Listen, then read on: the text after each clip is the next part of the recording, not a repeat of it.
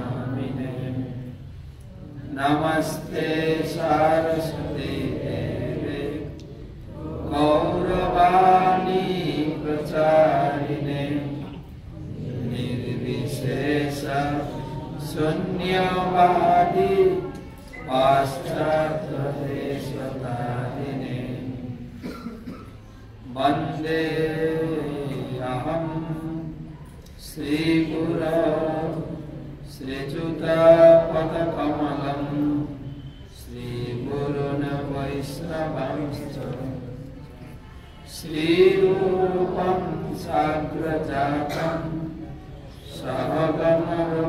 सहगणरघुनाथान्वितं तं सजीवं साद्वैतं सावधूतं परिजनसहितं कृष्णचैतन्यदेवं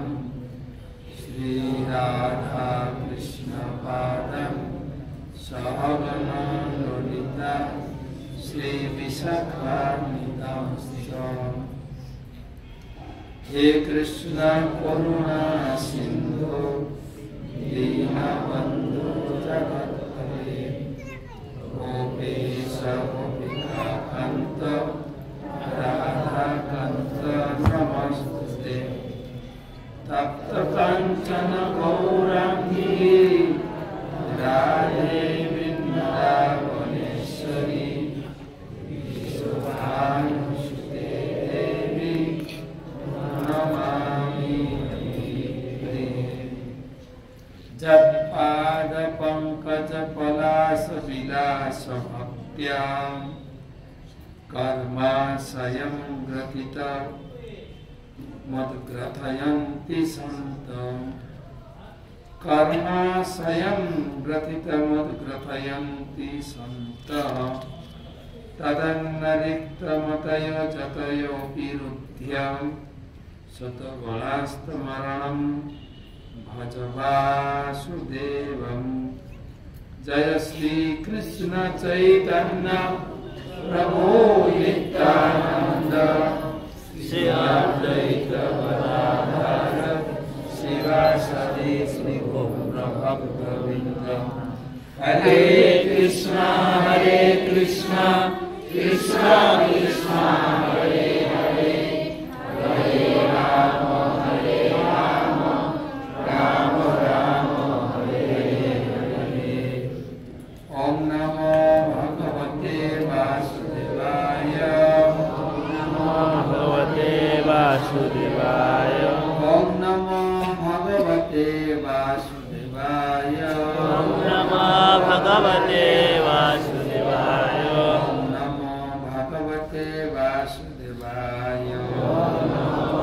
भगवते वासुदेवाय नारायणं नमस्कृत्य नरं चैव नरोत्तमं देवीं सरस्वती व्यासं ततो जयो मुदीरये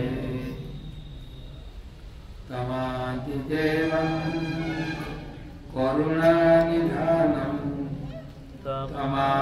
तमालवर्णं सुहितावतारम् अपार संसार समुद्र सेतुं भजामहे भागवत स्वरूपम् ग्रंथरा श्रीमद् भागवतम चतुर्थ स्कंधे त्रयोविंशति अध्याय आज के आलोचना 31 श्लोक থেকে आलोचना प्रसंग আমরা যে পৃথু মহারাজের কাহিনী পাঠ করছি শেষের দিকে মৈত্রজি তিনি বলছেন এই অধ্যায় শ্রবণের ফল কি এই অধ্যায় শ্রবণ করলে আপনার কি ফল লাভ করবে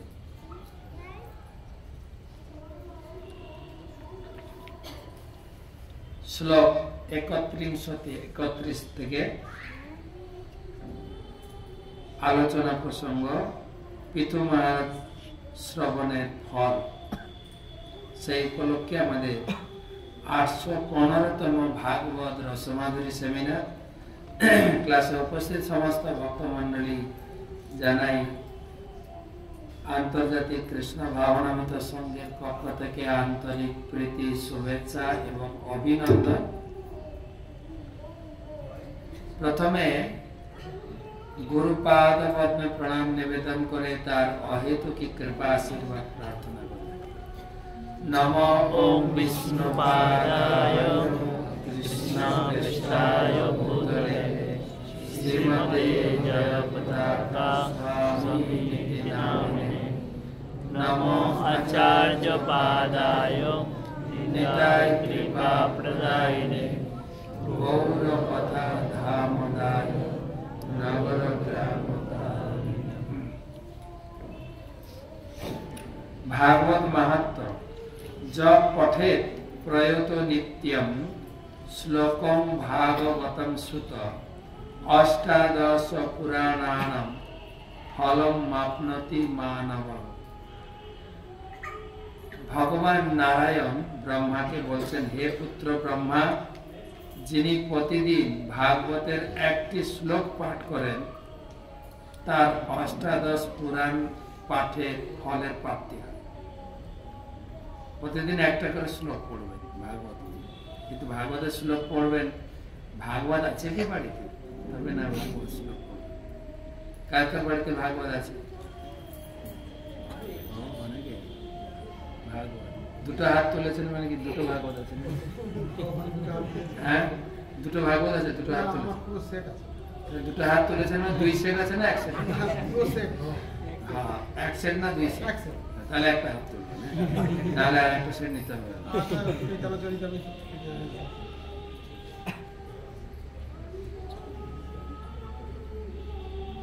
তো আমরা শুরু করছি 31 শ্লোক।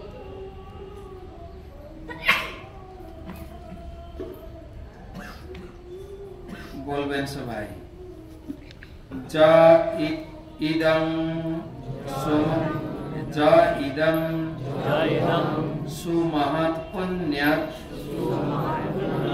শ্রদ্ধয়া বহিত পঠেৎ শ্রাবয়েৎ শৃণ্বাৎ বাপি সপৃথ পদবী বিয়াৎ। য ইদং সুমহৎ পুণ্যাৎ শ্রদ্ধয়া বহিত পঠেৎ শ্রাবয়েৎ শৃণ্বাৎ বাপি সপৃথ পদবী বিয়াৎ। মৈত্রজি বলছেন, যে ব্যক্তি পৃথু মহারাজের মহান চরিত্র শ্রদ্ধা ও মনোযোগ সহকারে পাঠ করেন অথবা শ্রবণ করেন অথবা অন্যদের শোনান, তিনি নিশ্চিতভাবে পৃথু মহারাজের লোক প্রাপ্ত হবেন। তিনিও ভগবত ধাম বৈকুণ্ঠ লোকে ফিরে যাবেন। পৃথু মহারাজের কাহিনী শ্রবণ করতে হবে, পাঠ করতে হবে, নাহলে শ্রবণ করবেন আপনারা, পাঠ করবেন। এবার বলেছে যিনি শ্রবণ করাবেন, মানে আমার নামটাও আছে কিন্তু সবাই ভগবত ধামে যাবেন। যারা শুনছেন, যারা ভাগবত হাতে নিয়ে পড়ছেন, পৃথু মহারাজের কাহিনী। তবে পৃথু মহারাজের কাহিনী আমাদের ধারাবাহিক চলছে, অনেকগুলো ক্লাস হলো। পৃথু মহারাজ কে ছিলেন? তো প্রথমে তাৎপর্যটা পড়ে নি, তারপরে আমরা পৃথু মহারাজের কাহিনী সংক্ষেপে শ্রবণ করব।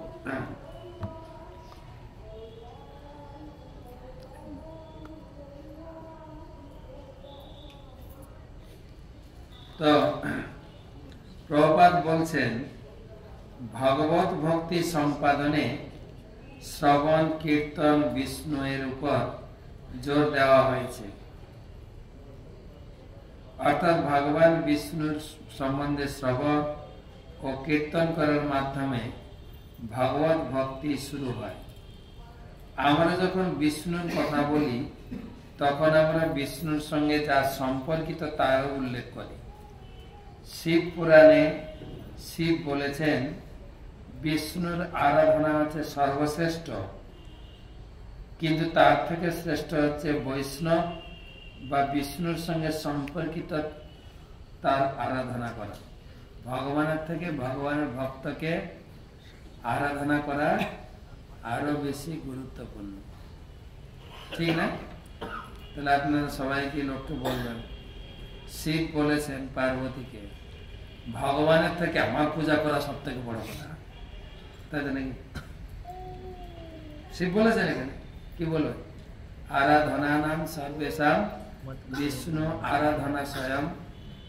আরাধনার মধ্যে শিব ঠাকুরকে পার্বতী জিজ্ঞাসা করছেন, ও প্রভু, এই শ্রাবণ মাস চৈত্র মাস হলে সবাই তোমার পিছনে ছুটে বেড়ায়, কাঁধে জল নিয়ে যায় না, জল ঢালতে, হ্যাঁ, কাঁধে বাঘ নিয়ে জল ঢালতে যায় সবাই। বল বল বল, কি বলে? বলে বাবা পার করেগা, বম বম তারক বম ভোলে বম, বলে না? কাঁধে জল নিয়ে যায়। আর অনেক কিছু কথা বলে দিন। আমিও গেছি ওই শাওড়াফুলি থেকে জল তুলে নিয়ে তারকেশ্বর, বেশি না 34 কিলোমিটার রাস্তা, বেশি না, খালি পায়ে, মানে এখান থেকে আপনার কলকাতা 34 কিলোমিটার রাস্তা হেঁটে যেতে হবে। আর যেতে যেতে কত কথা বলে, বলে বাবা পার করেগা, বল বম বম তারক বম ভোলে বম। কিন্তু কাঁধে খালি পায়ে হাঁটতে, কাঁধে জল নিয়ে যেতে অনেক কষ্ট হয় না, সেই জন্য কিছু কিছু তালে কথা বলতে বলতে হাঁটে। হ্যাঁ, বলছে রাস্তায় বড় বড় বাম্পার, বাবার বড় টেম্পার, আলু ঝিঙ্গা পোস্ত বাবা ভালোবাসত, তালে করে। তো পার্বতী বলছেন তোমার পিছনে সবাই ঘুরে বেড়ায়, শিব ভক্ত দেবী ভক্ত জগতে বেশি, কৃষ্ণ ভক্ত কজন আছে, তো তোমার পিছনে সবাই ছুটে বেড়ায়, তুমি আবার শ্মশানে মশানে বসে তার মালা নিয়ে কার জপ করো? ব্রহ্মার হাতেও মালা আছে, শিবের হাতেও মালা আছে। ব্রহ্মা কার নাম জপ করে? ব্রহ্মা জপে চতুর্মুখে কৃষ্ণ কৃষ্ণ হরে হরে। ব্রহ্মা চার মুখে কি নাম গাইছেন? কৃষ্ণ নাম। মহাদেব পঞ্চমুখে মানে রাম রাম হরে হরে।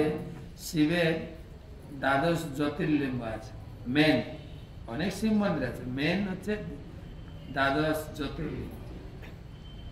তার ভিতরে একটা শিবের নাম হচ্ছে রামেশ্বর।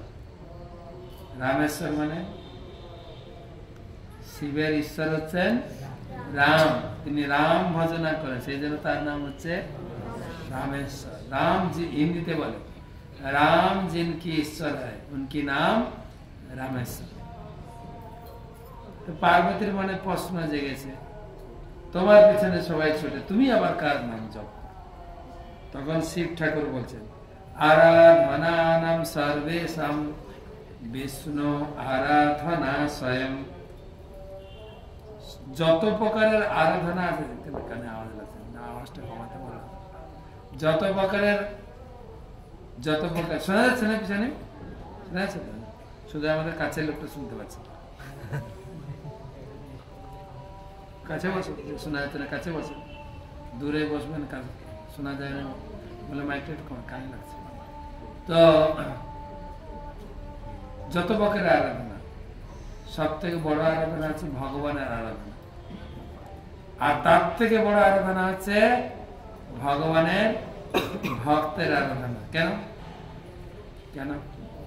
গতকালকে নিত্যানন্দ ত্রয়োদশী গেল না? যেটা করেছিলেন এখানে নিত্যানন্দ ত্রয়োদশী। নিত্যানন্দ প্রভু হচ্ছেন ভগবানের প্রকাশ। একদিকে তিনি ভগবানের ভক্ত, একদিকে তিনি ভগবান ঈশ্বর। যখন যখন রঘুনাথ দাস গোস্বামী ছুটে ছুটে পালিয়ে যায় মহাপ্রভুর চরণে আশ্রয় নেবে, মহাপ্রভু সে ছিল জমিদার বাড়ির ছেলে, বাপ জ্যাঠার একটাই ছেলে। আজ থেকে 600 বছর আগে তার বাৎসরিক ইনকাম ছিল 20 লক্ষ মুদ্রা। তখনকার 600 বছর আগের 20 লক্ষ মানে এখন। সেই বাড়ির একটাই ছেলে, কিন্তু মহাপ্রভুর নাম জপ করে মহাপ্রভুর ভক্ত হয়ে এত আনন্দ পেয়েছে, ঘরের ঐশ্বর্য আর তার ভালো লাগছে। যখন তখন পালিয়ে যায়, যে ইস্কন মন্দিরে ঢুকে যাব, আর বাপ জ্যাঠা গিয়ে ধরে আনে,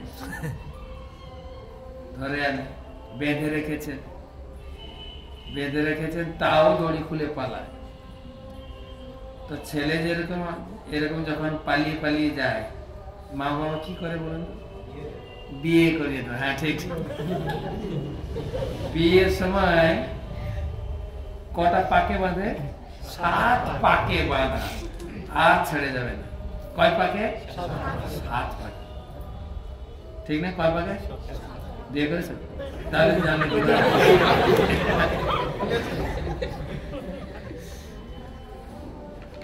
যারা বিয়ে করে তারা জানে। শুধু ঝগড়াঝাটি করে মাঝে মাঝে বলে, বেশি যদি ঝগড়াঝাটি করো তোমাকে ছেড়ে পালিয়ে যাবো। আর ও জানে যে 7 পাকে বাঁধা আছে, পালাতে পারবে না। যাও না, মুখ পড়ে আছে, ঘরে আছো কেন? ও জানে কিছুদিন গিয়ে আবার কেন দড়ি বাঁধা আছে, 7 পাক। কত পাক? 7 পাকে বাঁধা। তো বলা আছে তাকে বিয়ে দাও, আর বিয়ে করিয়েছে রাজকন্যা, সুন্দরী কন্যাকে।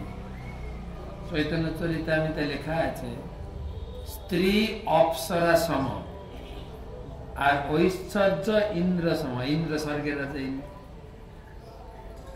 তো মা বলছেন ছেলেটা আবারও পালিয়ে যাচ্ছে, তাকে আবার পুলিশ পাহারা দিয়ে বেঁধে রাখো। তখন বাবা বলছেন, যে ছেলেকে এত বড় ঐশ্বর্য বাঁধতে হবে, ইন্দ্র সম ঐশ্বর্য, স্ত্রী অপ্সরা সম, তাকে যে ঘরে রাখতে পারলো, তাকে দড়ির বাঁধনে রাখতে পারবে? দড়ির বাঁধনে রাখিবা কেমতে, চৈতন্যের বাতুল যে কি করিতে পারে। চৈতন্য মহাপ্রভুর সেবা করে এত আনন্দ পেয়েছে, এই ঐশ্বর্য আর সংসার তার মোটেই ভালো লাগছে না, পালিয়ে যায়। কিন্তু অনেকবার পালিয়ে গেছে, কিন্তু মহাপ্রভুর চরণে পৌঁছাতে পারেনি। তখন কি করলেন? যে ভগবানের চরণে পৌঁছাতে গেলে ভগবানের ভক্তকে সেবা করতে হবে। আমাদের নাম অপরাধের প্রথম অপরাধটা কি? বৈষ্ণব অপরাধ। ভগবানের যারা ভক্ত, তার নামে আমরা নিন্দামন্দ করব না। করলেই আপনার ভক্তি আটকে যাবে। কিন্তু যেরকম কখনো কখনো ব্যাংক অ্যাকাউন্ট লক হয়ে যায়, টাকা তোলাও যায় না, টাকা জমা দেওয়াও যায়, ব্যাংক হ্যাং হয়ে যায়, লক হয়ে যায়। সেরকম কেউ যদি বৈষ্ণব নিন্দা করে, বৈষ্ণবের নিন্দা করে, বৈষ্ণবকে কটু কথা বলে, বৈষ্ণব অপরাধ করে, সে যত নাম জপ করুক, অ্যাকাউন্ট ক্লোজ হয়ে যায়। সেজন্য বৈষ্ণব সেবা করতে হবে। ছাড়িয়া বৈষ্ণব সেবা নিস্তার পেয়েছে কেবা। তা এখানে বলছেন, তখন সেই রঘুনাথ দাস গোস্বামী চিন্তা করলো, আমি এত প্রচেষ্টা করছি, ভগবানের চরণে পৌঁছাতে পারছি না। ভাগ্যক্রমে তার বাড়ি ছিল গঙ্গার ওপারে, আর এই পারে নিত্যানন্দ প্রভু এসেছে। তখন জানতে পারেন কে এসছেন? নিত্যানন্দ, নিত্য আনন্দ। তো নিত্যানন্দ প্রভুর কাছে এলেন, বাবার কাছে অনুমতি নিলেন যে আমি নিত্যানন্দ প্রভুর দর্শনে যাব। বাবা তখন কি করলেন?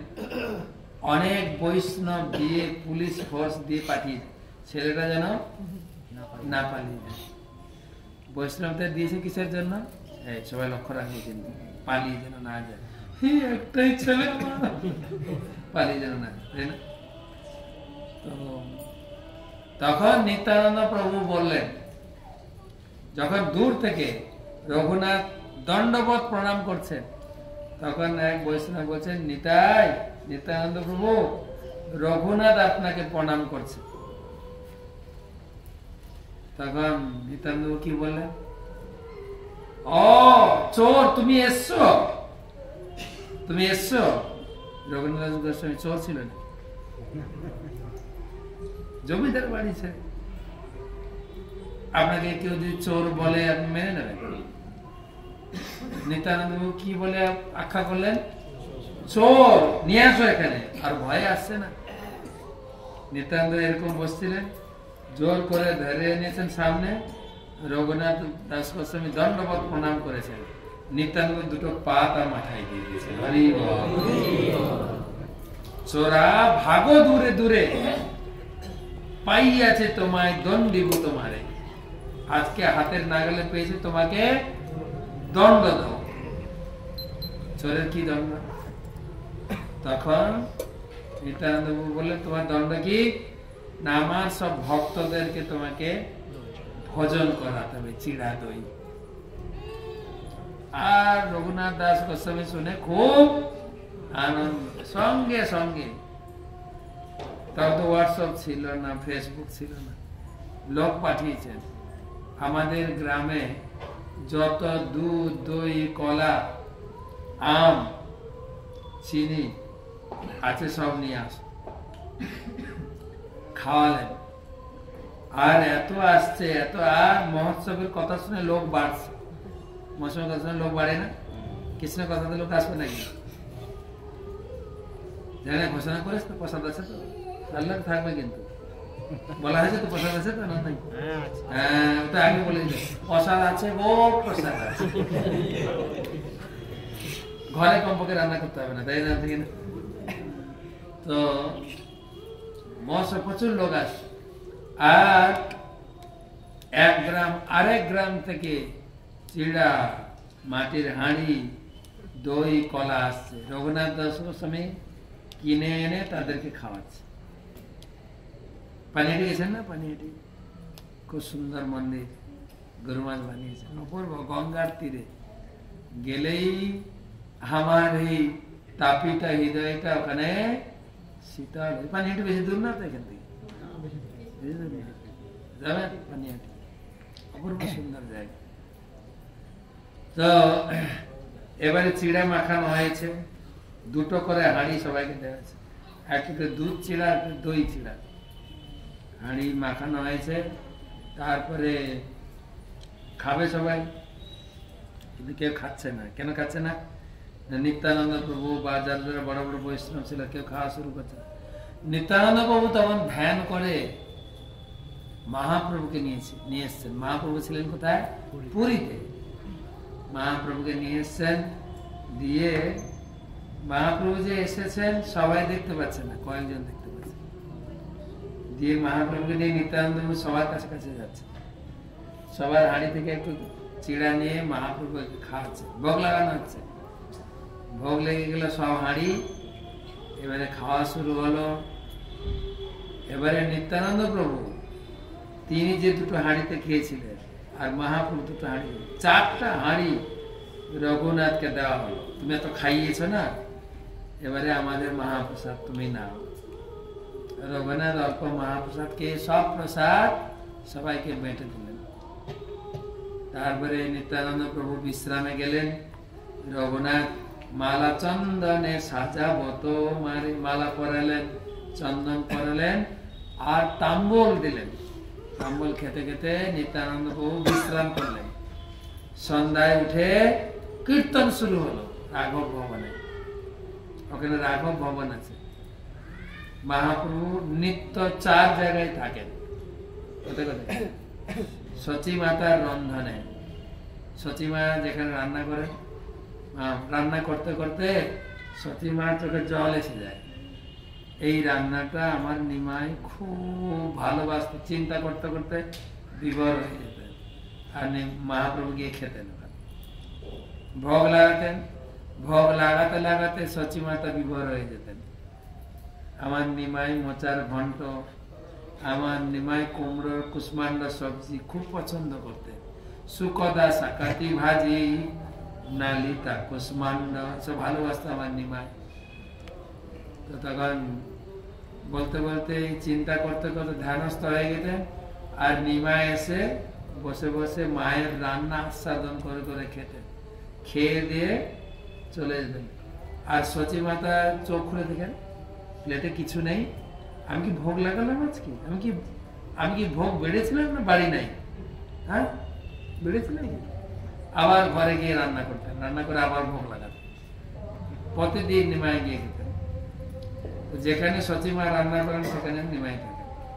সচি মাতার রন্ধনে রাঘব ভবনে, রাঘব ভবন, ওখানে রাঘবের বাড়ি আছে, ওখানে মহাপ্রভু আছেন। একবার দর্শন করে আসবেন, সাক্ষাৎ মহাপ্রভু আছেন। গেলে আপনার সঙ্গে দেখা হবে, কিন্তু আপনাকে জিজ্ঞাসা করে ষোলবেলা জপ করো তো, হ্যাঁ গুরুর কাছে তুমি প্রতিশ্রুতি নিয়েছো। কতজন দীক্ষিত আছেন এখানে? ইস্কন থেকে দীক্ষা নিয়েছেন? অনেক দীক্ষা নিয়েছেন। দীক্ষা হয়েছে? দীক্ষা হয়েছে না? কতজন আশ্রয় নিয়েছেন নাকি? দীক্ষা হবে কতজন? দীক্ষা নেবেন কতজন? দীক্ষা নেবেন বা অন্য সম্প্রদায় কোন দীক্ষিত আছেন নাকি? অন্য আশ্রম দীক্ষিত আছেন? গৌরী মঠ আছে এখানে? আছে। তো মহাপ্রভুকে দর্শন করে আসবে। দু জায়গা বললেন না? সচি মাতার রন্ধনে, রাঘব ভবনে।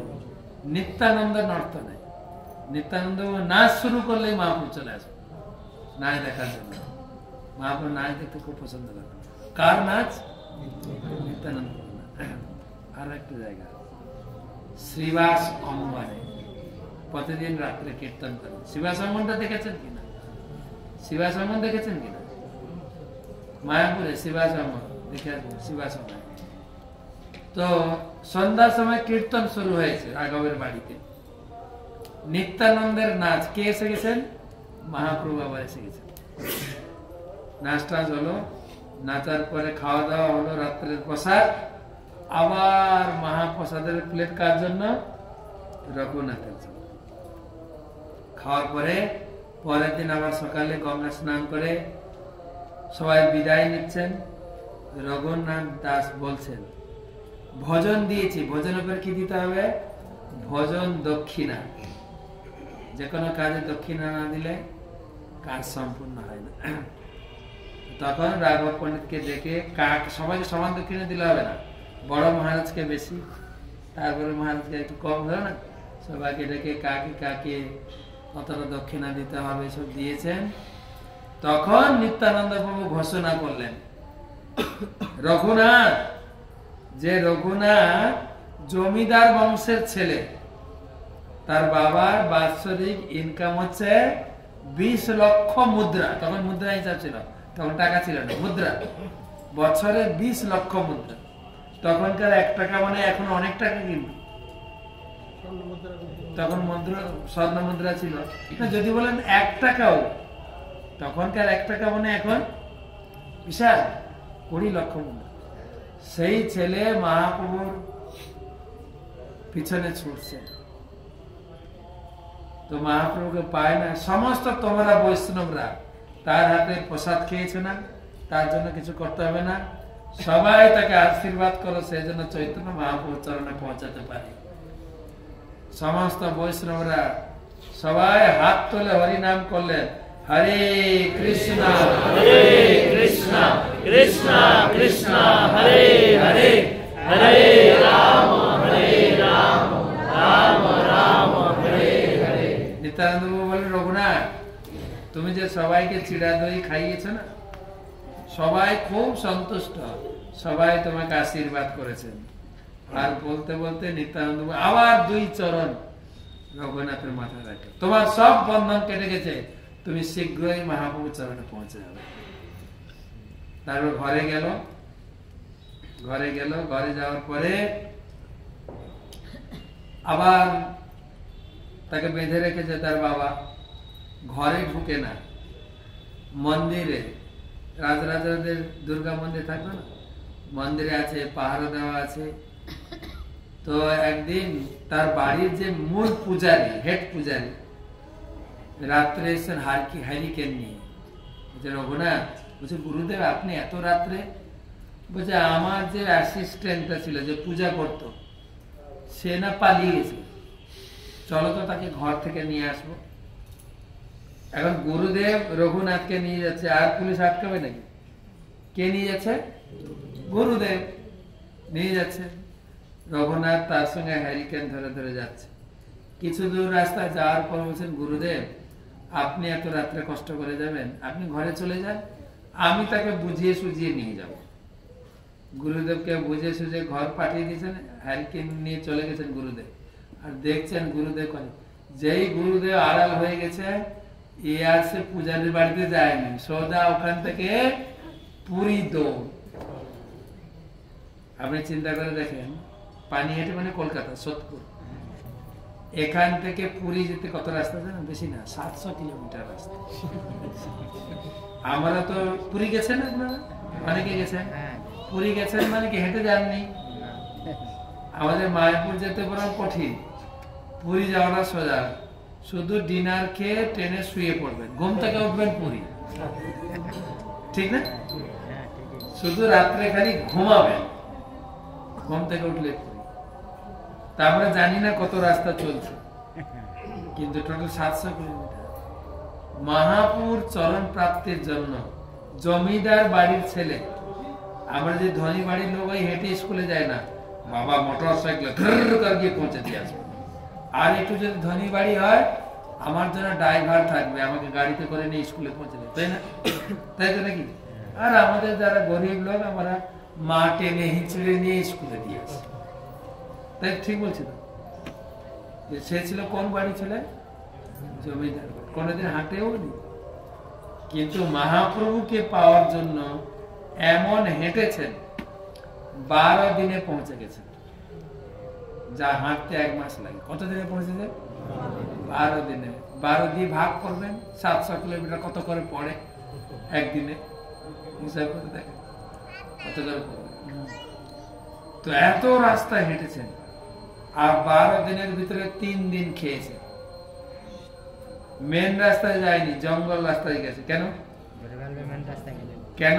তার বাবা তো জমিদার, ছেলে বাড়ি থেকে পালিয়ে গেছে, বাবাকে ছেড়ে দেবে? বাবা খুঁজতে যাবে না?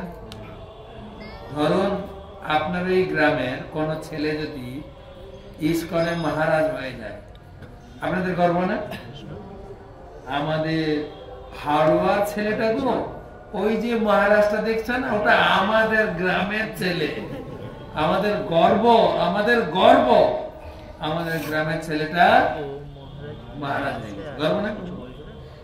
আচ্ছা, আপনার ছেলেটা যদি চলে যায়, আপনি গর্ব করবেন কিনা? পুলিশ নিয়ে ইস্কন থেকে, ইস্কনের থেকে এতদিন ভজন করে লাস্টে এই আমার ছেলেটাকে নিয়ে চলে গেল, ছেড়ে দেবেন? বলবেন হ্যাঁ। অন্য ছেলে মহারাজ হলে গর্ব, আর নিজের ছেলেটা পাগল হয়ে গেল নাকি ছেলেটা? হ্যাঁ, ভক্তি করবো তো ঘরে কর, সুন্দরী একটা বউ এনে দুজন মিলে করিস, তাই না? তোর জন্য একদম মন্দির বানিয়ে দেবো, করছে কিনা বলেন? সেই জন্য বাবা যাতে না ধরতে পারে, সেই জন্য বাবা তো পাঠ যাবে তো, পুলিশ না ধরতে যাবে না, সেই জন্য জঙ্গলের পথে গেছেন, খালি পায়ে দৌড়ে দৌড়ে। আমার বলার উদ্দেশ্য ছিল, মহাপ্রভুকে সরাসরি পেল না রঘুনাথ। কিভাবে পেলেন? নিত্যানন্দ কৃপা করলেন, তখন পেলেন। নিতাই হেন নিতাই বিনে ভাই, রাধা কৃষ্ণ পাইতে নাই, দৃঢ় করি ধর নিতাই। ভালো করে কালকে নিতাই পূজা করেছেন তো? নিত্যানন্দ প্রভু কৃপা। আমি কালকে বলেছিলাম যে গৌরাঙ্গ মহাপ্রভু এসছেন প্রেম দেওয়ার জন্য, কিন্তু গৌরাঙ্গ মহাপ্রভুর পরে আমাদের ভরসা নেই। আমাদের মতো ছোটখাটো লোককে গৌরাঙ্গ মহাপ্রভু উদ্ধার করবেন না, করেছেন না? তিনি উদ্ধার করেছেন প্রকাশানন্দ সরস্বতী, তিনি উদ্ধার করেছেন কেশব কাশ্মীর, তিনি উদ্ধার করেছেন প্রতাপপুত্র, বড় বড় ভাই। আর নিত্যানন্দ প্রভু উদ্ধার করেছেন জগাই মাধায়ের মতো একদম নিকৃষ্ট। আমাদের ভরসা কার উপরে? নিতাই। বলেন তো নিতাই নিতাই নিতাই নিতাই। আমাদের নিত্যানন্দের জন্মস্থান কোথায় যেন? একাচক্র। গেছেন? কেউ গেছেন? যাবেন। ওখানে প্রতিটা দেওয়ালে লেখা আছে নিতাই বলে ডাকো পরমানন্দে থাকো। বলেন তো নিতাই বলে ডাকো পরমানন্দে থাকো। আসলে কালকে নিত্যানন্দ গুরু অনুষ্ঠান গেছে তো, কালকে সারাদিন এত অনুষ্ঠান ছিল, গুরু মহারাজ ছিলেন, ওই রেসটা এখন থেকে গেছে দেখছে নিত্যানন্দ প্রভু। এখানে বলছে ভক্তের কৃপা। তাই আমরা গাই যে কৃষ্ণ সে তোমার কৃষ্ণ দিতে পারো, তোমার শপথি আছে, আমি তো কাঙাল, কৃষ্ণ কৃষ্ণ বলি ধাই তব।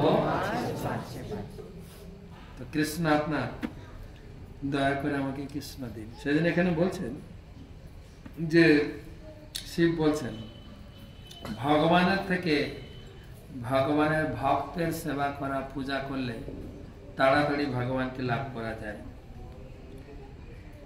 মৈত্র ঋষি এখানে বলছেন যারা মনোযোগ সহকারে পৃথু মহারাজের মহিমা শ্রবণ করে তারাও সেই গ্রহলোকে যাবেন। যারা ভগবান বিষ্ণুর মহিমা শ্রবণ করে যে লোকে যাবেন, পৃথু মহারাজের মহিমা শ্রবণ করে সেই লোকে যাবেন।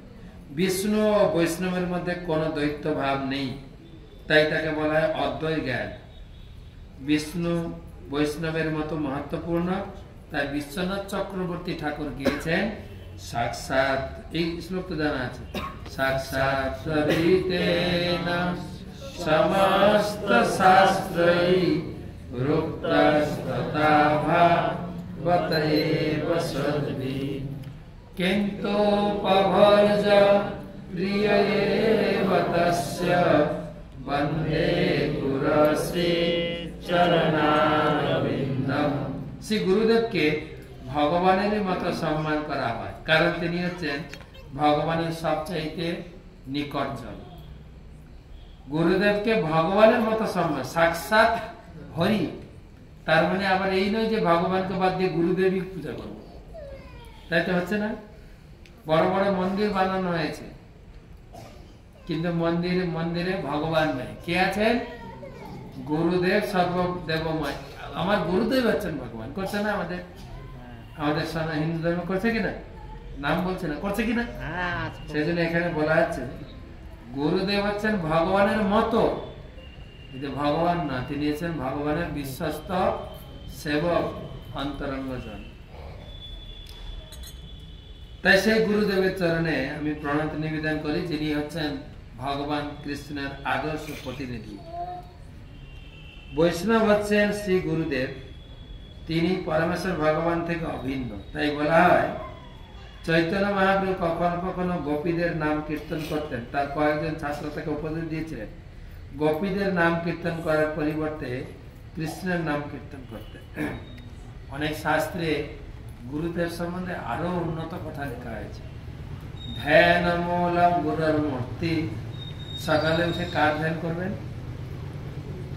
ঈশ্বর ধ্যান করবেন তো নাকি? কিন্তু বলা হয়েছে গুরুর মূর্তি, আপনার দীক্ষা গুরু মূর্তি ধ্যান কর। ধ্যান মূলম গুরুর মূর্তি, মন্ত্র মূলম গুরুর বাক্য। মন্ত্র কি জপ করবেন? গুরুদেব যে নির্দেশ দিয়েছেন। পূজা মূলম গুরু পদম।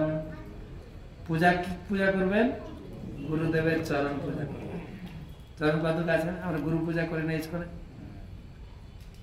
আর মোক্ষ মূলম গুরু কৃপা। কৃপা, আমি মুক্তি লাভ করবো কি করে? গুরুদেবের কৃপা। গুরুদেবকে এত প্রাধান্য দেওয়া হয়েছে, কিন্তু গুরুদেব আমার ভগবান নয়, তিনি ভগবানকে দেবেন, ভগবান প্রাপ্তি করেন। গুরুদেব হচ্ছেন ঘটক। ঘটক জানেন? ঘটকের কাজ কি? ছেলে মেয়ের বিয়ের সময় ঘটক লাগে না? ঘটকের কাজ কি? ছেলে আর মেয়ে দুজনকে পরিচয়, যোগাযোগ করে দেওয়া, ঘটক। আমাদের ভক্তি জীবনে 3 বিগ্রহ আছে, মদন মোহন, গোবিন্দদেব আর গোপীনাথ। এই ঠাকুর হচ্ছেন মদন মোহন, হচ্ছে সম্বন্ধ বিগ্রহ। সবাই আসবেন, ভগবানের সঙ্গে সম্পর্ক করবেন, ভগবান সম্বন্ধ। মদন মোহন খুব কৃপালু, তিনি ছিলেন বৃন্দাবনে। এই মদন মোহনের সেবা কাহিনী বলে দিই। মদন মোহন সেবা হতো মথুরাতে চৌবে পরিবারে। আর মহাপ্রভু সনাতন গোস্বামীকে পাঠিয়েছিলেন ওখানে যে লুপ্ত তীর্থ বৃন্দাবনের উদ্ধার করার জন্য। আর এখন যে বৃন্দাবন আপনারা দেখছেন, এরকম বৃন্দাবন ছিল না, সব জঙ্গল ছিল। তো মাধু করে করে ভিক্ষা করে খেতেন। তো মাধু করে করবেন কি, ঘর বাড়ি নেই, তো মাধু করে করতে গেলে কোথায় যেতে হবে? মথুরাতে। আর সনাতন গোস্বামীকে সবাই বড় বাবা বলে ডাকত। রূপ সনাতন 2 ভাই, সনাতন হচ্ছেন বড়, রূপ গোস্বামী হচ্ছেন মেন। তার সব থেকে বড় ছিলেন আরো অনুপম ছিলেন, তার পুত্র আছে শ্রীজীব গোস্বামী, তারপরে সনাতন, তার রূপ গোস্বামী, এরকম সিরিজ। কিন্তু রূপের নাম আগে বলা হয়, শ্রীরূপ শ্রী আগে রূপ বলে, কেন ভক্তি দেখতে কেটে গিয়েছিলেন। তো সনাতন গোস্বামী কি বলে ডাকতেন? বড় বাবা। সবাই ভালোবাসতেন, বাড়ি বাড়ি গিয়ে খোঁজ নিতেন, ছেলে মেয়ে ঠিক আছে কিনা, ছেলে মেয়ে আপনার কথাবার্তা শুনছে কিনা, পড়াশোনা ঠিক করছে কিনা, খুব পছন্দ করতো সবাই। একটা বাড়িতে এই মদন মোহন ছিলেন। তো এই বাড়ির যে মাতাজি, তিনি রান্না করছেন। সকাল সকাল মদন মোহনের খিচুড়ি ভোগ হবে। কি ভোগ হবে? খিচুড়ি ভোগ। কিন্তু সেই মা ঘুম থেকে উঠেছেন, এত ব্যস্ত, এক হাতে দাঁত মাজছেন, দাঁতুন দিয়ে। এখন আমাদের টুথব্রাশ ছিল, কি ছিল? দাঁতুন ছিল, বকুল কাঠি, বাবলা কাঠি, দাঁতুন করছে। আর ওই খাঁচি দিয়ে মাঝে মাঝে খিচুড়ি নামছে। তো সনাতন গোস্বামী বলছে, এ কি গো, ভগবানের ভোগ রান্না করছো, স্নান করো, পরিশুদ্ধ হয়, এ কি? আর বাবাকে সবাই সম্মান করতো। তো সনাতন গোস্বামী যা বলেছেন, আর মাতাজি পরের দিন ঘুম থেকে উঠেছেন, স্নান করেছেন, কাপড় পরেছেন, তিলক করেছেন, করতে করতে অনেক লেট হয়ে গেছে, মদন মোহন খিদা লেগে গেছে। হ্যাঁ, আর মদন মোহন রেগে গেছে। মদন মোহন রাত্রে স্বপ্নাদেশ দিয়েছে সনাতন গোস্বামী, আঙুল দেখাচ্ছে। মানে সনাতন গোস্বামী সেই মাকে এরকম আদেশ দিয়েছিল, এটা করবে, এটা করবে, এরকম করে খুব ভ্যাংচেছেন মদন মোহন।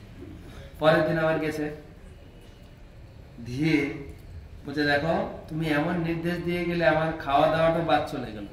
অ্যাটলিস্ট তো খাচ্ছিলাম তো টাইমে, এখন ব্রেকফাস্টটা ঠিক মতো টাইমে, এত নিয়ম মানতে গেলে সময় লাগবে।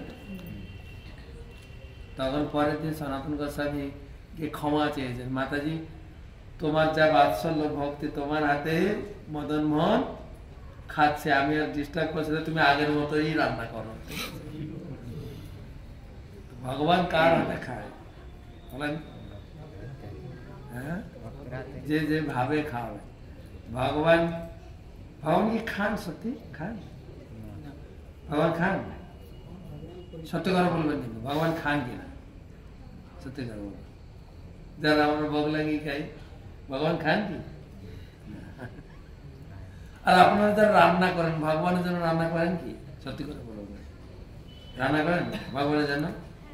হ্যাঁ কি না? ভগবানের জন্য রান্না করা, ভগবানের জন্য উদ্দেশ্য করে রান্না করা, উদ্দেশ্য করে, ভগবানের জন্য না, ভগবানের উদ্দেশ্য করে। বলুন তো, আপনার বাড়িতে ধরো রাধা কৃষ্ণ আছে, রাধা মদন মোহন আছে, বাড়িতে স্বামী স্ত্রী একটা বাচ্চা, বাড়িতে আপনারা 2.5 জন, স্বামী স্ত্রী আর একটা বাচ্চা, মানে হাফ 2.5, আর গৌর নিতাই 2 জন, টোটাল কতজন হলো? 4.5 জন। 5 জন না, 4.5 জন। আর সত্যি করে বলুন, কতজনের রান্না করে? 4.5 জন না 2.5 জন? সত্যি করে বলবেন, কতজনে? তো ভগবানের জন্য রান্না হয়নি তো ভগবান খাবে না, তাই তো? রাত্রে হয়তো বা সকালে বলবে যে ডেইলি তুমি রুটি বানাও, রুটি আর খেতে ভালো লাগবে, কি খাবে? গরম গরম একটু শীতের দিনে একটু খিচুড়ি বানিয়ে দাও না, আর খিচুড়ির সাথে সাথে একটু বেগুন ভাজা। ঠিক আছে, স্ত্রী তাই বানাবেন, আর ভগবান কপালেও খিচুড়ি জুটবে।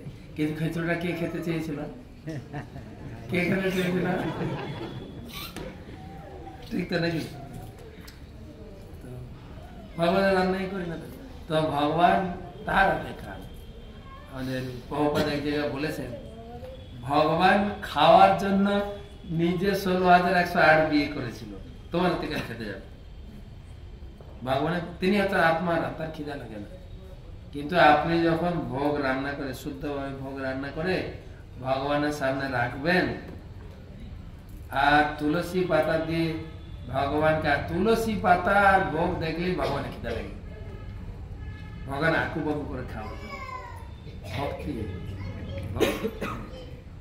তো তোমার হাতে মা তোমার হাতে মদন গোপাল খাচ্ছে, তুমি আগে যেরকম রান্না করছিলে ওই রকমই খাও। তার মানে আপনি আবার দাঁত খাঁচতে খাঁচতে রান্না করবেন না, ওইটা ওই মায়ের জন্য ছিল, আপনার জন্য না। ঠিক আছে? তারপরে সনাতন গোস্বামীকে বলছেন,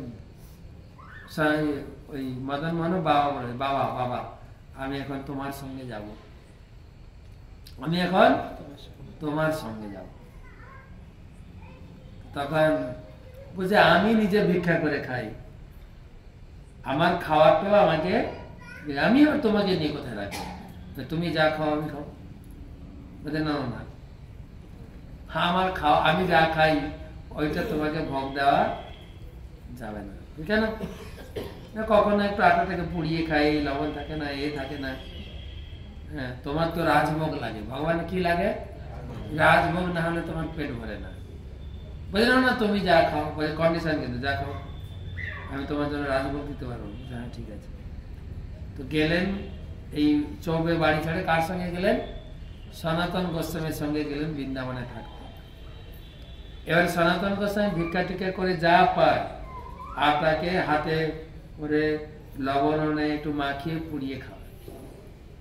তো মদন মোহন বলছেন, ও বাবা মুখে না রুচি হচ্ছে না, একটু লবণ দাও না প্লিজ। আর এই জন্য তোমাকে আমি আনতে চাইনি, আজকে লবণ চাইবে, কালকে রাজভোগ চাইবে, কালকে ও যা, তুমি যেখানে যাও ওখানে যা। ভয় পেয়ে গেছে মতন, আবার যদি ওখানে চলে যেতে বলে। তোমার যদি খাওয়ার ইচ্ছা হয় তুমি তুমি নিজে ম্যানেজ করে খাও। বলে আমি ম্যানেজ করলে হবে তো? হ্যাঁ তুমি ম্যানেজ করে, আমার কি যায়। তারপরে দেখবেন বৃন্দাবনে মদন মোহন মন্দির আছে একদম যমুনা ঘাটের তীরে।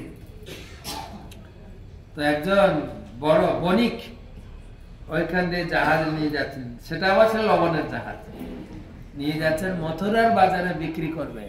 ঠিক আছে? আর জাহাজটা ওখানে আটকে গেছে। জাহাজকে অনেক চেষ্টা করেছে সেই জল থেকে ছাড়ানোর জন্য, মাটিতে আটকে গেছে। তখন পরিশানি হয়ে গেছে, আছে কি লবণ, বেশিক্ষণ থাকলে তো বলে যাও, গলা শুরু হয়ে গেছে। তখন বেচারা কি করবেন, এত টাকার মাল। তো ওখানে তীরে উঠে জিজ্ঞাসা করছেন কি করে এটাকে ছাড়ানো যায়। ওইখানে একটা বড় বাবা থাকে, বড় বাবা মানে সনাতন গোস্বামী, সবাই খুব মানে থাকে, তার খুব পাওয়ার। বড় বাবার কাছে যাও, ও তোমার এই জাহাজ ছাড়িয়ে দেবে। তো সনাতন গোস্বামীর কাছে, বাবা বাবা আমাকে দয়া করবো। কি দয়া করবো? আমার জাহাজ আটকে গেছে। বলছে আমি আটকাইনি, মদন মোহন আটকে, যাও ওর কাছে যাও, ওই ছাড়াবে তোমার। তখন মদন মোহন কাছে গিয়ে বললেন, কেন সনাতন জানে তো। মদন মোহন কাছে গিয়ে হাত জোর করে বলছেন, প্রভু আমার জাহাজটা ছাড়িয়ে দেন, আমার সব মাল সব জল হয়ে যাচ্ছে, এবারে যা লাভ হবে পুরোটাই আপনাকে দিয়ে দেবো। ঠিক তো। আর ওইবারে জাহাজে যা মাল ছিল, মানে এমনি যা ব্যবসা হয় আরো চড়া দামে প্রচুর লাভ হয়েছে। সেই টাকা দিয়ে মদন মোহনের মন্দির, পাকশালা, পুরো রাজভোগের ব্যবস্থা করে দিয়েছে। পরবর্তীকালে ঔরঙ্গজেব ভেঙে দিয়েছে মন্দিরটা। সেই মদন মোহন বৃন্দাবনে ছিলেন। আর এই শ্রী মদন মোহন সে শ্রীমৎ ভক্তিচারু স্বামী গুরু মহারাজের অত্যন্ত প্রিয়। তিনি সেই মদন মোহনকে নিয়ে এসেছেন উজ্জয়িনী স্থাপন করলেন এবং সনাতন গোস্বামী তিরোভাবের দিনই তিনি জগৎ থেকে চলে গেলেন। মদন মোহন তাকে নিয়ে গেছেন অন্য গ্রহে প্রচারের জন্য। আমি জানি না এখানে মদন মোহন আমাদের ইস্কন আসার আগে এসছে না কিভাবে সংযোগ হয়ে গেছে। আমরাও মদন মোহনের আগে এসছে, আর আমরাও ইস্কনের ভক্তরা জুটেছি তার সেবা করার। এসব কিছু গুরু মহারাজের, প্রভুপাদের এবং মদন মোহনের কৃপা। মদন মোহনের ভালো করে সেবা করবেন, মদন মোহনের সেবা করবেন। মদন মোহন খেতে বলে, মদন মোহনের সম্বন্ধ বিগ্রহ, মদন মোহনের সঙ্গে সম্বন্ধ করতেন। কি সম্বন্ধ? হে প্রভু, আপনার আমি দাস, আমি যেন আপনার সেবা করতে পারি। ঠিক আছে, যেটা বলছিলাম, গুরুদেব হচ্ছেন ঘটক, সম্বন্ধ করাবেন। গুরুদেব ছেলে আর মেয়ের সম্বন্ধ করাবেন। এখন গুরুদেব যদি বলে মেয়েটাকে দেখতে খুব সুন্দর, গুরুদেব বলে তুই আর ওই ছেলেটাকে বিয়ে করবি কেন, আমাকে বিয়ে কর না। তাই হচ্ছে বর্তমান গুরুদেবদের। লোককে ভগবানের সেবায় নিযুক্ত করানোর কথা, আর কি বলছেন, আরে আমি ভগবান, আমার সেবা বলছেন। এক জায়গায় আমি গীতা পাঠ দিচ্ছিলাম, অনেকদিন ধরে গীতা পাঠ দিচ্ছি, তো তখন এক ভক্ত এসেছেন, অনেকদিন ধরে গীতা পাঠছেন। তো বলছে, প্রভু, আমার নাম ছিল বেনুধারী দাস, প্রভু একটা কথা অনেক দিন ধরে বলবো, বলতে পারিনি, বলুন। তখন বলুন। আমি না অনুকূল ঠাকুরের শিষ্য। আমি বললাম, না অসুবিধা কোথায়, সবাই তো আমরা কৃষ্ণ ভজনা করছি, আপনারাও কৃষ্ণ নাম জপ করেন, আমরাও কৃষ্ণ নাম জপ করবেন। জপ না কৃষ্ণ নাম, জয় রাধে রাধে, এটা কৃষ্ণ নাম কিনা, আর আমরাও হরি নাম করি। কৃষ্ণ নাম, কৃষ্ণ পূজা, কৃষ্ণ ধ্যান এবং কৃষ্ণ লোকে ফিরে যাওয়ারও আমাদের সবার একই উদ্দেশ্য। উনি বলেন হ্যাঁ। যখন উনি হ্যাঁ বললেন তখন বললেন, একটা জায়গায় আমরা পার্থক্য দেখি, আমাদের মন্দিরে আমরা কৃষ্ণ নাম জপ করি, কৃষ্ণ নাম কীর্তন করে ভগবানের আরতি করি, আর কৃষ্ণকে পূজা করি। কিন্তু আপনারা কৃষ্ণ নাম করেন, কিন্তু মন্দিরে কৃষ্ণ ঠাকুর নাই। তখন ওই ভদ্র মহিলা বলছেন, হ্যাঁ আমারও একটু সন্দেহ লাগে। বুঝে না? প্রশ্ন আছে এখানে, বলছেন যে গুরুদেব ভগবান থেকে অভিন্ন, তার মানে গুরুদেব ভগবান না। গুরুদেবের কাজ হচ্ছে সাধারণ ব্যক্তিকে ভগবানের সেবায় নিযুক্ত করা। যেরকম আপনাদের দীক্ষা হচ্ছে গোবিন্দ দাস, কৃষ্ণ দাস, মুকুন্দ নাম হয়েছে না, তোমার নাম গোবিন্দ দাস, মানে তুমি থেকে আজকে গোবিন্দের সেবায় তোমাকে নিযুক্ত করা হলো। গোবিন্দ, তাই এখানে বলছেন যে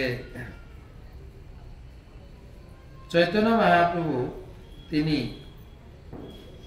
সন্ন্যাস গ্রহণ করে তিনি জগৎকে শেখালেন সরাসরি ভাবে ভক্তি করার থেকে ভক্তের প্রতি ভক্তি করা হচ্ছে শ্রেষ্ঠ। তো এই শ্লোকে মৈত্রজি বললেন যে পৃথু মহারাজের কাহিনী শ্রবণ করলে ভগবত ধামে ফিরে যাবে। পৃথু মহারাজের কাহিনীটা একটু বলে দিই, যারা এখানে আছে, যারা অনলাইনে আছেন তারা তো সবসময় শুনছে। পৃথু মহারাজ হচ্ছেন ধ্রুব মহারাজের বংশধর। ধ্রুব মহারাজের নাম শুনেছেন? ধ্রুবের পুত্র ছিল বৎসর, বৎসর ছিল পুত্র ছিল পুষ্পায়ন, সর্বতেজা, পুষ্টতেজা, তার পুত্র ছিল অঙ্গ, অঙ্গের পুত্র ছিল বেন। বেন ছিলেন খুব দুর্ধর্ষ। পৃথুমা কি বলে, ধ্রুব মহারাজের পীড়িতে হলেও সে ভক্তি করত না, সে ছিল অসুর। যে ভক্তি করত তার ভক্তি বন্ধ করে দেওয়া হতো। গায়কে হত্যা করা হলো, কুশ ঘাস সব তুলে দাও, কেউ যেন শঙ্খ না বাজায়, কেউ যেন পূজা না করে। এত দুর্ধর্ষ হয়ে গেল তখন ব্রাহ্মণেরা বললেন, আরে রাজা না তিনি আমাদের ভক্তি শেখাবে, রাজর্ষি সেই রকম করছেন। দেখেন ব্রাহ্মণদের শক্তি, তারা মন্ত্র উচ্চারণ করে বেনকে মেরে দিলেন। আর বেনের মা দুঃখ পেলেন। বেনের মা, আচ্ছা অঙ্গ ছিল বড় ভক্ত, বেন অসুর হয়ে গেল কেন? না, বেনের মা ছিলেন, মায়ের পরিবার ছিল অসুর, সেই জন্য অসুর হয়ে গেছে। ছেলেরা মামা বংশের গুণ পায়, মেয়েরা বাবা বংশের গুণ পায়, সেই জন্য মেয়েরা বাবার খুব প্রিয়। ছেলেরা বাবার বাড়ি থেকে বিয়ে হয়ে যায়, কিন্তু বাবা বললে, মা কিছু বললে অতটা মনটা খারাপ করে না, বাবা কিছু বললে অভিমান করে। মা কথাটা গুরুত্ব, মা এরকম বলতেই থাকে, হ্যাঁ, বাবা কিছু বললেই মাইন্ড করে, ঠিক না? ঠিক না? এই জন্য ওই মায়ের বংশের গুণ পেয়েছিল, অসুর হয়ে গেছে। তখন বেনের মা সেই ডেড বডিকে পুড়ালেন না, তৈল দিয়ে তৈলের ভিতরে ডুবিয়ে রাখলেন। আর যখনই বেন চলে গেলেন, এত দুর্ধর্ষ অসুর বেড়ে গেল, আরো ছোটখাটো চোর তারা চাপা পড়ে গেছে, ঠিক বুঝেছে? এখন বড় বড় চোর চলছে না, ছোটখাটো চোর এখন আর ধরা পড়ে না, এখন হাই ক্লাসের চোর চলছে, বড় বড়, হ্যাঁ, স্ট্যান্ডার্ড চোর। খাবি তো সবাই ভাগ করে খা, একদম ঘোষণা করা হচ্ছে, সবাই ভাগ করে খা। তো বড় বড় চোর, তো সেই জন্য তখন ব্রাহ্মণরা চিন্তা করলেন, আরে দুর্ধর্ষ রাজাও চলে গেল, ছোটখাটো সব জেগে উঠেছে। তখন কি করলেন, ব্রাহ্মণদের শক্তি দেখেন, সেই ডেড বডিকে আবার নিয়ে এলেন, মন্ত্র ফুঁকে এরকম মর্দন করতে করতে সেখান থেকে এক ছেলে এক মেয়ে জন্ম নিলেন, যার নাম হচ্ছে পৃথু, আর মেয়েটার নাম হচ্ছে অর্চি। সম্পর্কে বলবেন ভাই বোন, তাই তো, একই শরীর থেকে উৎপন্ন হয়েছে, কিন্তু পৃথু ছিলেন সাক্ষাৎ নারায়ণের অংশ, আর অর্চি ছিলেন লক্ষ্মীর অংশ। তাদের আবার বিয়ে হয়েছে পরে, কিন্তু তিনি জগতে রাজকার্য করার শেখালেন, কিভাবে রাজা হতে হয়, এবং রাজার কাজ হচ্ছে নিজে ভক্তি করে জগৎকে শেখাবে। আমরা সেই ধরনের রাজা এখন একজনকে পেয়েছি, তাই না? ভারতের রাজা আমাদের মাননীয় প্রধানমন্ত্রী। একটা হরিবল বলো, একটা ভরসা পেয়েছি না আমরা, এত সুন্দর। আমি ওখানে ছিলাম এক মাস না, 33 দিন কাটিয়ে ওখানে বসেছিলাম, নিজের চোখে সব দেখলাম ওখানে। কেন গুরু মহারাজ আমাকে পাঠিয়েছিলেন গীতা দান করার জন্য, 2 লক্ষ গীতা নিয়ে গেছিলাম, বেশি না। কেন গুরু মহারাজ চেয়েছিলেন, হনুমান এসেছিলেন রামচন্দ্রের সময়, ওখানে রাম সেতু বানিয়েছিলেন বড় বড় পাথর দিয়ে। তো রাম মন্দির তো হয়ে গেছে, এবার লোককে ভক্ত বানাতে হবে, তুমি গীতা নিয়ে যাও, বহুপাদের গীতা দিয়ে আমরা ধর্ম সেতু বানাবো। 2 লক্ষ গীতা, 1 লক্ষ বহুপাদের জীবনী, আর 2 লক্ষ ছোট বই, টোটাল 5 লক্ষ গ্রন্থ বিতরণ করে। তো ওখানে ছিলাম, দেখলাম প্রধানমন্ত্রী, তিনি 11 দিন ফাস্টিং করেছেন। ঠিক বিগ্রহ প্রতিষ্ঠা করার পরে তিনি উপবাস ভাঙলেন, স্টেজে উপবাস ভাঙলেন। সবার যতজন সভাসদ ছিলেন, সামনে যতজন হাজার হাজার লোক বসছিলেন, যেখানে মঠ মন্দিরে সব গুরুদেব, আচার্য, ধর্ম নেতা, আমাদের ইস্কন থেকে অনেক লোক গেছিলেন। আমাদের গুরুদেব শ্রী শ্রীমৎ রাধানাথ স্বামী মহারাজ গেছিলেন, শ্রীমৎ লোকনাথ স্বামী মহারাজ ছিলেন, ভক্তি পুরুষোত্তম স্বামী মহারাজ, আরো ছিলেন ভক্তি রসামিত মহারাজ, ভক্তি বিনোদ মহারাজ, অনেক মহারাজ ছিলেন।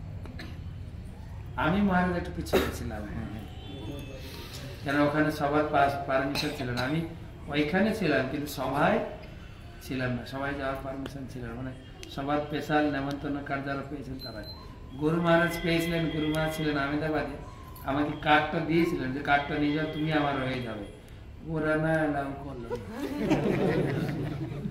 তাই আমি জানি সমস্ত যত ইস্কন, গৌড়ীয় মঠ, মায়াবাদী সোসাইটি, যত ধর্ম সবার কাছে আমি কি উপবাস ভঙ্গ করে পালন করতে পারি?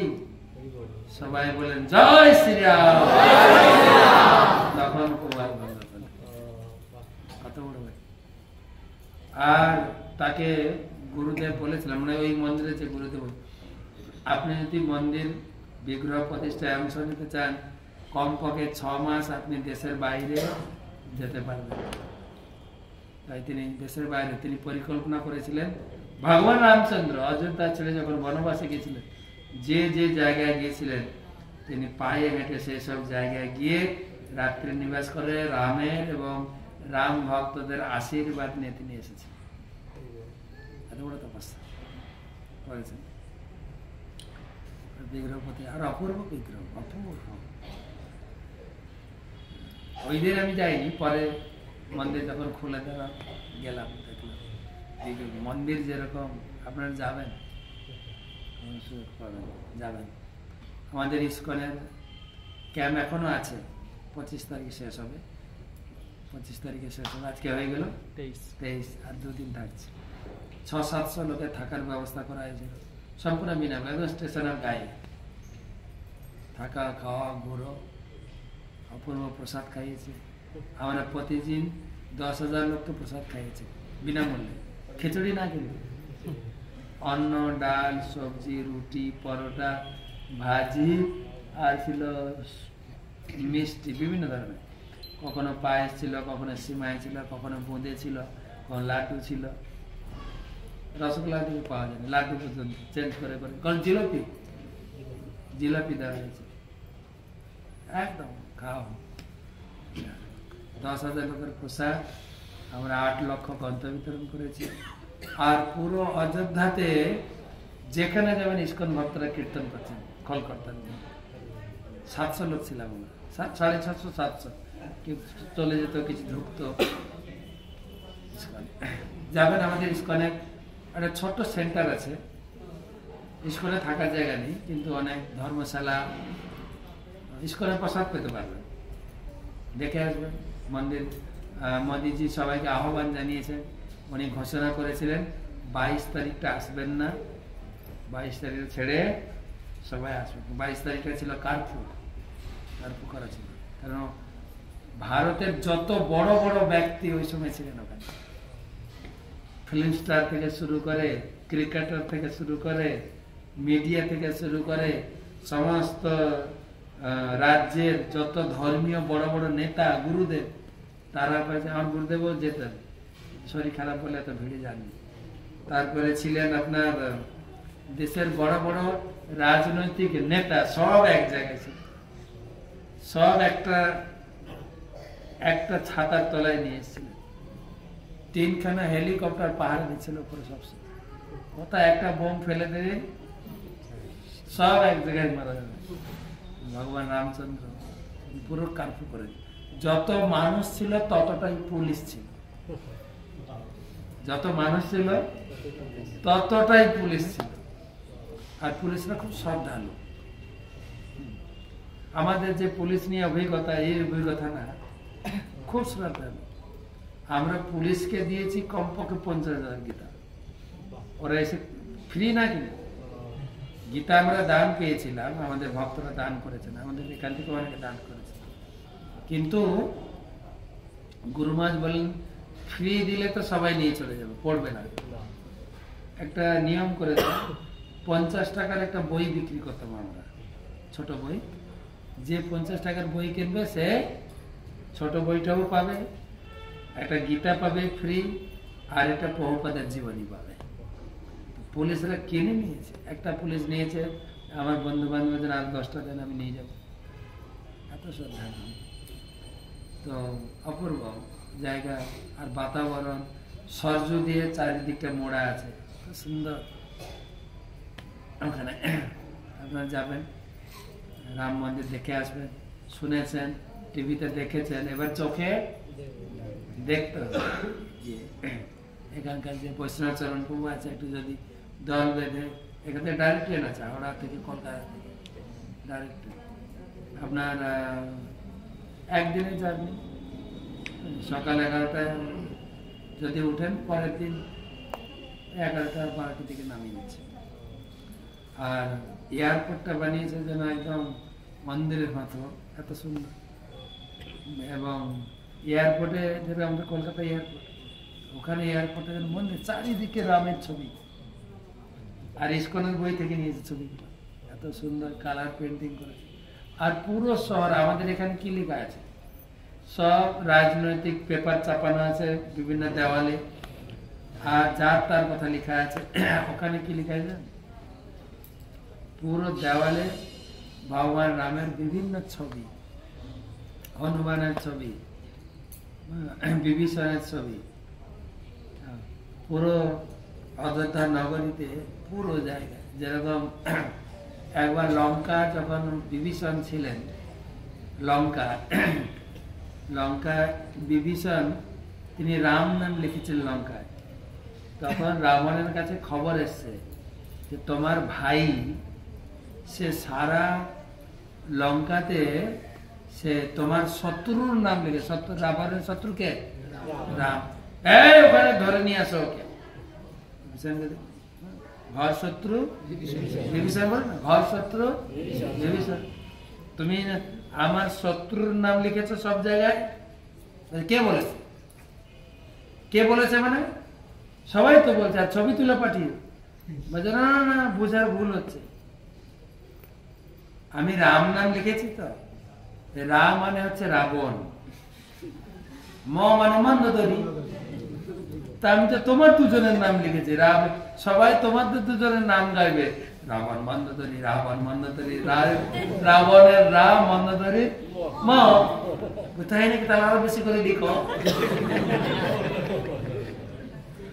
এইভাবে সেভাবে এখন পুরো পুরো অযোধ্যা সব জায়গায় যেখানে তাকাবেন রামের ছবি, এত সুন্দরভাবে সাজিয়ে শহরটাকে নিজের মতো করে। আপনারা ঘুরে আসবেন, আজকে অনেক রাত হয়েছে, আমি এখানে রাখবো। তো আমি প্রথমবার এলাম এখানে, খুব ভালো লাগছে। এই রূপতি আমি অনেকবার গেছি, কারণ আমি এখান দিয়ে বসিরহাট গেছি, এটাই রাস্তা দেখে আসার সময় দেখলে আর এই রাস্তা তো গেছি, আর এইটুকু এলে ঢুকে যেতে পারবেন। ভগবান মতন বন্ধন নিয়ে আসেন, আমাকে কৃপা করে বৈষ্ণব চরণ প্রভু আমার সঙ্গে দেখা হয় উজ্জয়িনীতে, ওর মাঝে ব্যাস পূজা গিয়েছিলাম। সেখানে যদি আমি প্রভু কোথায় থাকে, তখন বলছি আমি তো বাংলায় থাকি। ইনভাইট করলেন, চলে এলাম, আপনাদের সঙ্গে দেখা হলো, সব মদন মোহনের কৃপা। তো খুব ভালো লাগছে এখানে, এত ভক্ত, জায়গাটা দেখেও ভালো লেগেছে, আর পুকুরটা দেখে আরো ভালো লেগেছে। সকালে ভাবছি ডুববো একটু। তো খুব ভালো, আপনারা যেখানে আছেন মদন মোহন রয়েছেন, মদন মোহনের আশ্রয়ে থাকেন। আমাদের সকলের কেন্দ্রবিন্দু হচ্ছে মদন মোহন। যা কিছু করতে, আমি ছোটবেলায় মার কাছে শিখেছি যে যখন নতুন খাতা এক ক্লাস থেকে আরেক ক্লাসে উঠবো, খাতায় প্রথম লিখতে হবে শ্রী শ্রী হরি, আগে হরি লিখো তারপরে খাতা রাখে হরি, রাখে হরি। তো আমরা আমাদের কেন্দ্রবিন্দু হচ্ছে মন্দির। যেরকম ছোটবেলায় আমরা দেখেছি বাড়ির প্রথমে জমির ধান উঠবে, নতুন চাল আগে কার কাছে যাবে, আগে কার কাছে যাবে, ঠাকুরের কাছে যাবে। বাড়িতে আপনি সবজি লাগিয়েছেন, এই ঢেঁড়স আসবে, এখন প্রথম কোথায় যাবে, আগে ঠাকুরের কাছে দিয়েছে। গাই বাছুর প্রসব করেছে, দুধ আসবে, আগে দুধ ঠাকুর। এগুলো আমাদের কালচার, কিন্তু আমাদের এগুলো শেখাতে লাগে না, এগুলো কালচার। সেই বাড়িতে যায় ফুল এসে, এই দাঁড়িয়ে তো চলে গেল, শীতে চলে গেল প্রায়, প্রথম ফুল ভগবানের কাছে। এই কালচার যেন থাকে, বা ভগবানের উৎসবে আমি যাব, খালি হাতে যাব না। আপনি যদি শ্বশুর বাড়ি যান, বা আপনি যদি জামাইয়ের বাড়ি যান, খালি হাতে যান না, খালি হাতে যান না। আরে নাতি পুতিরা আছে, একটু মিষ্টি নিয়ে যাই। হ্যাঁ, এটা কুলের সিজন, এখন একটু কুলের সিজন তো এখন না, সরস্বতী পূজা চলে গেছে না? হ্যাঁ, আমার মা খেতে দিত না, সরস্বতী পূজা হয়নি কুল খাবি না। এখন কুল দেখলে জিভে জল ধরে গেলে মা বলে খাই। তো সরস্বতী চলে গেছে, এখন খুব সুন্দর সুন্দর কুল আসবে, কিছুটা নিয়ে যায় মিষ্টি, নারকেল চকলেট নিয়ে যায়, তাই না? ভগবানের কাছে আসবেন খালি হাতে কেন? ভগবানের কাছে আসবেন। এখন আমরা করি কি, প্রণাম করে, প্রণাম আর মানি ব্যাগ খুলে একটা কয়েন ছড়ে দিই, এগুলো না, কিছু নিয়ে আসবেন, ফুল নিয়ে আসবেন, ফল নিয়ে আসবেন, সেই ফুল ফল দিয়ে তার সেবা হবে আর আপনি প্রসাদ পেয়ে যাবেন। ব্যাস, সবাই মিলে ইস্কন মন্দির, যেটা ইস্কন মন্দির